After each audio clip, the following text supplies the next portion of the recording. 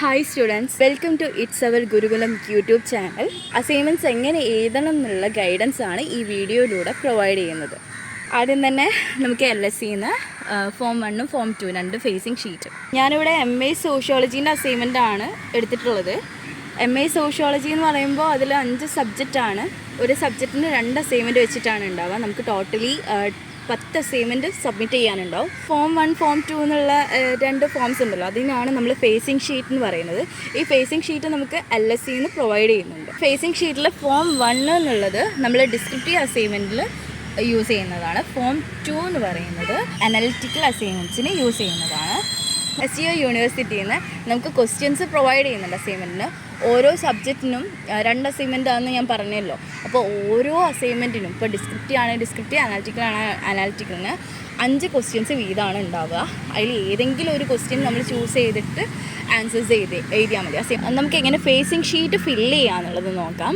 Facing ഷീറ്റിൽ ഇവിടെ നമുക്ക് ഫില്ല് ചെയ്യാനുള്ള ഒന്ന് നെയിം ഓഫ് കാൻഡിഡേറ്റ് ഉണ്ടാവും. ഫോം 1ൻ്റെ കാര്യം, ഫോം 1 ആണെങ്കിലും 2 ആണെങ്കിലും ഒരേപോലെ തന്നെയാണ് നമ്മൾ ഫില്ല് ചെയ്യാം. Okay, name of the candidate നമ്മൾ എഴുതാം. ഇപ്പോൾ ഞാൻ നമ്മളെ യൂട്യൂബ് ചാനലിൻ്റെ നെയിമാണ് എഴുതിയിട്ടുള്ളത്. ആൻഡ് നമുക്ക് എൻറോൾമെൻറ്റ് നമ്പർ നമുക്ക് അറിയാമല്ലോ, നമ്മൾ പ്രൊഫൈലിലൊക്കെ ഉണ്ടാവും. നമുക്ക് LSE പ്രൊവൈഡ് ചെയ്യുന്നതാണ്, LSE അല്ല STO പ്രൊവൈഡ് ചെയ്യുന്നതാണ് നമ്മളെ എൻറോൾമെൻറ്റ് നമ്പർ.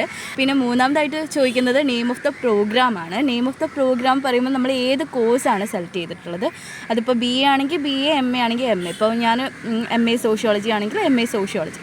സെമസ്റ്റർ ഏതാണെന്നാണ് ചോദിക്കുന്നത്. ഫസ്റ്റ് സെം ആണെങ്കിൽ ഫസ്റ്റ് സെം, സെക്കൻഡ് സെം ആണെങ്കിൽ സെക്കൻഡ് സെം. പിന്നെ ചോദിക്കുന്നത് കോഴ്സ് കോഡും കോഴ്സ് ടൈറ്റിൽ. അത് ടൈറ്റിൽ പറയുന്നത് നമ്മൾ ഏത് കോഴ്സാണോ എടുക്കുന്നത് ആ കോഴ്സിൽ ഒരുപാട് സബ്ജക്റ്റ് ഉണ്ട്. ഒരു സോഷ്യോളജി ആണെങ്കിൽ 5 സബ്ജക്റ്റാണ് ഉണ്ടാവുക. അപ്പോൾ അതിൽ ഏതെങ്കിലും ഒരു സബ്ജക്റ്റാണ് നമ്മൾ കോഴ്സ് ടൈറ്റിലായിട്ട് നമ്മൾ ഏത് സബ്ജക്റ്റാണോ എഴുതുന്നത് ആ ഒരു സബ്ജക്റ്റിൻ്റെ കോഴ്സ് ടൈറ്റിൽ. കോഴ്സ് കോഡ് എന്ന് പറയുന്നത് ആ ഒരു സബ്ജക്റ്റിന് ഒരു കോഡുണ്ട്. STO തരുന്ന ടെക്സ്റ്റ് ബുക്കിൽ. അത് ഓരോ സബ്ജക്റ്റിനും ഡിഫറെൻ്റ് ആയിരിക്കും ഉണ്ടാവുക. ഇപ്പം ഓരോ സബ്ജക്റ്റിനും ഇപ്പോൾ 5 സബ്ജക്റ്റ് ഉണ്ടെങ്കിൽ 5 സബ്ജക്റ്റിനും ഡിഫറെൻ്റ് ആയിട്ടുള്ള കോഴ്സ് കോഡായിരിക്കും. അപ്പോൾ തെറ്റിക്കാണ്ട് എഴുതണം. പിന്നെ name of the learners support centre, നമ്മൾ LSEൻ്റെ പേരാണ് എഴുതേണ്ടത്. പിന്നെ നമ്മൾ സിഗ്നേച്ചറും നമ്മൾ സബ്മിറ്റ് ചെയ്യുന്ന ആ ദിവസത്തെ ഡേറ്റുമാണ് എഴുതേണ്ടത്. ഫോം 1 എങ്ങനെയാണോ നമ്മൾ ഫിൽ ചെയ്തത് അതുപോലെ തന്നെയാണ് ഫോം 2ഉം ഫിൽ ചെയ്യേണ്ടത്. ഇനി നമ്മൾ എങ്ങനെയാണ് എഴുതാന്നുള്ള സെക്കൻഡ് പേജൊക്കെ നമുക്ക് നോക്കാമല്ലോ. ഓക്കെ, നമ്മൾ ഈ സബ്ജക്റ്റിൻ്റെ ക്വസ്റ്റ്യനല്ല അസൈൻമെൻറ്റിന് ഒരു ഹെഡിങ് കൊടുത്തു. അത് നിർബന്ധമൊന്നുമില്ല. ചിലപ്പോൾ നമ്മൾ ടോപ്പിക്കിന് എഴുതിയിട്ട് നമ്മൾ ഏത് ക്വസ്റ്റ്യനാണ് സെലക്ട് ചെയ്യുന്നത് ആ ക്വസ്റ്റ്യൻ മാത്രം എഴുതിയാലും മതി. നമ്മൾ ഫോം 1 വെക്കുന്നുണ്ടല്ലോ. ഫോം 1 എന്ന് പറയുമ്പോൾ അതിൽ ഡിസ്ക്രിപ്റ്റീവിനെയാണ് റെപ്രസെൻറ്റ് ചെയ്യുന്നത് ഫോം 1 എന്ന് പറയുന്നത്. അപ്പോൾ നമ്മൾ ഇങ്ങനെ എടുത്ത് എഴുതേണ്ട ആവശ്യമൊന്നുമില്ല.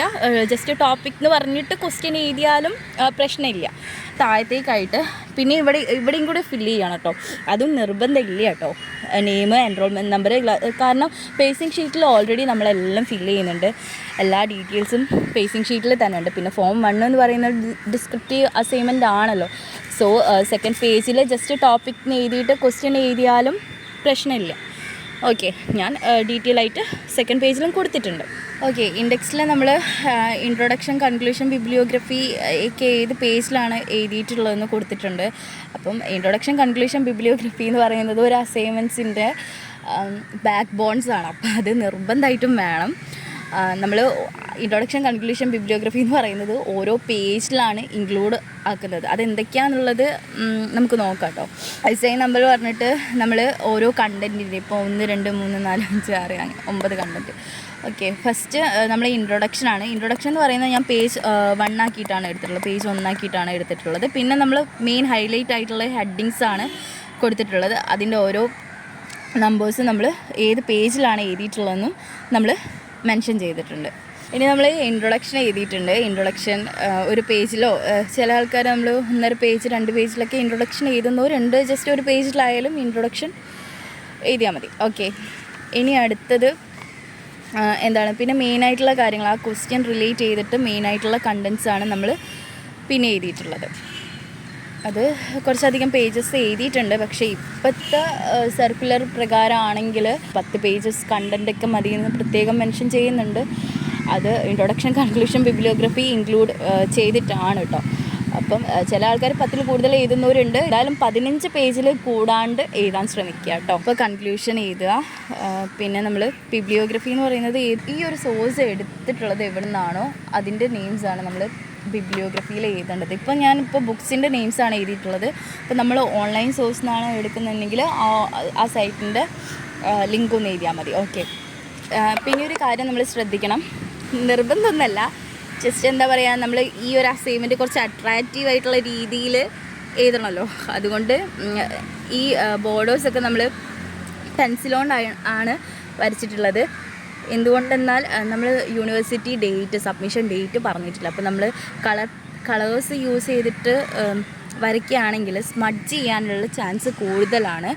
അതുകൊണ്ടാണ് ഞാൻ പെൻസിൽ യൂസ് ചെയ്തിട്ടുള്ളത്. പിന്നെ നമ്മൾ ഇൻട്രൊഡക്ഷൻ കൺക്ലൂഷൻ എന്നൊക്കെ എഴുതുന്നുണ്ടല്ലോ. ഈ ഇൻട്രൊഡക്ഷൻ കൺക്ലൂഷൻ ബിബ്ലിയോഗ്രഫി എന്നൊക്കെ പറയുന്നത് ഞാൻ ഓൾറെഡി പറഞ്ഞല്ലോ, അത് ഒരു അസൈൻമെൻറ്റിൻ്റെ ബാക്ക് ബോൺസാണ്, മെയിനായിട്ടുള്ള ഭാഗങ്ങൾ. അപ്പോൾ അത് നമ്മൾ ഹൈലൈറ്റ് ചെയ്തിട്ട് വലുതാക്കിയിട്ട് എഴുതാൻ ശ്രമിക്കുക. അത് മാത്രമല്ല ബ്ലാക്ക് കളർ പേനേനെ കൊണ്ടോ അല്ലെങ്കിൽ കുറച്ച് ഹൈലൈറ്റ് ആയിട്ട് വലുതായിട്ട് എഴുതാൻ ശ്രമിക്കുക. പിന്നെ ബാക്കിയുള്ള നമ്മൾ ഇതേപോലെ എഴുതുമല്ലോ, ഒരുപാട് കാര്യങ്ങൾ കണ്ടൻറ്റ് ചെയ്തല്ലോ, അതൊക്കെ നമ്മൾ വേറെ കളർ യൂസ് ചെയ്യുന്നതിനെ കൊണ്ട് കുഴപ്പമില്ല. വേറെ കളേഴ്സ് യൂസ് ചെയ്ത് ഒരുപാട് കളർഫുൾ ആക്കേണ്ട. ജസ്റ്റ് ബ്ലാക്ക് ആൻഡ് ബ്ലൂ ആയാലും, ബ്ലാക്കും ബ്ലൂവും അത് തന്നെ ധാരാളം നമ്മൾ അസൈൻമെൻറ്റ് മോർ ബ്യൂട്ടിഫുൾ ആക്കാൻ വേണ്ടിയിട്ട്. ഓക്കെ. പിന്നെ നമ്മൾ ഈ ഒരു ഹെഡിങ് ഒക്കെ എഴുതിയിട്ട് ജസ്റ്റ് ഒരു അണ്ടർലൈൻ കൊടുക്കുകയാണെങ്കിൽ കുറച്ചും കൂടെ നല്ലതായിരിക്കും. പിന്നെ ഇതുപോലെ തന്നെയാണ് നമ്മൾ അനാലിറ്റിക്കൽ അസൈൻമെൻറ്റ്സും എഴുതേണ്ടത്. അതിലൊരു വ്യത്യാസമുള്ളതെന്ന് വെച്ചിട്ടുണ്ടെങ്കിൽ ഫുട് നോട്ട്സ് ആണ്. സെയിം പോലെ തന്നെയാണ് കേട്ടോ. നമ്മൾ ഈ ഒരു ഡിസ്ക്രിപ്റ്റീവ് അസൈൻമെൻറ്റ് എങ്ങനെയാണോ എഴുതിയത് അതേപോലെ തന്നെയാണ് അനാലിറ്റിക്കൽ അസൈൻമെൻറ്റ്സ് വരുന്നത്.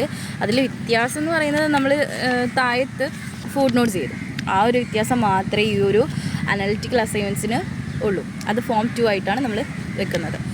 ഓക്കെ, അതിലേ ഉള്ളൂ. സെയിം കണ്ടൻറ്റും കാര്യങ്ങളൊക്കെ തന്നെയാണ്. അപ്പോൾ ഈ അനാലിറ്റിക്കൽ അസൈൻമെൻറ്റ്സിലെ വ്യത്യാസം എന്ന് പറയുന്നത് ഈ ഒരു ഫുട് നോട്ട്സ് ആണ്. ഓക്കെ, അതൊരു പേജിൻ്റെ താഴത്താണ് ആ ഒരു ഫുട് നോട്ട്സ് നമ്മൾ എഴുതുക. അത്രയേ ഉള്ളൂ. ഇത്രയാണ് അസൈൻമെൻറ്റ്സിനെ കുറിച്ചിട്ട് പറയാനുള്ളത്. വരും ദിവസങ്ങളിൽ നമുക്ക് കൂടുതൽ അസൈൻമെൻറ്റ്സിൻ്റെ ഡീറ്റെയിൽസും കാര്യങ്ങളൊക്കെ അറിയാൻ പറ്റും. അസൈൻമെൻറ്റ്സ് റിലേറ്റഡ് വീഡിയോസ് മാത്രമല്ല, STOൻ്റെ പുതിയ അപ്ഡേറ്റ്സ് ഒക്കെ അറിയാൻ വേണ്ടിയിട്ട് it's our Gurukulam YouTube channel subscribe ചെയ്യണം, സപ്പോർട്ട് ചെയ്യണം. അതുമാത്രമല്ല ബെല്ലൈക്കൺ എനാബിൾ ചെയ്യാനും മറക്കരുത്.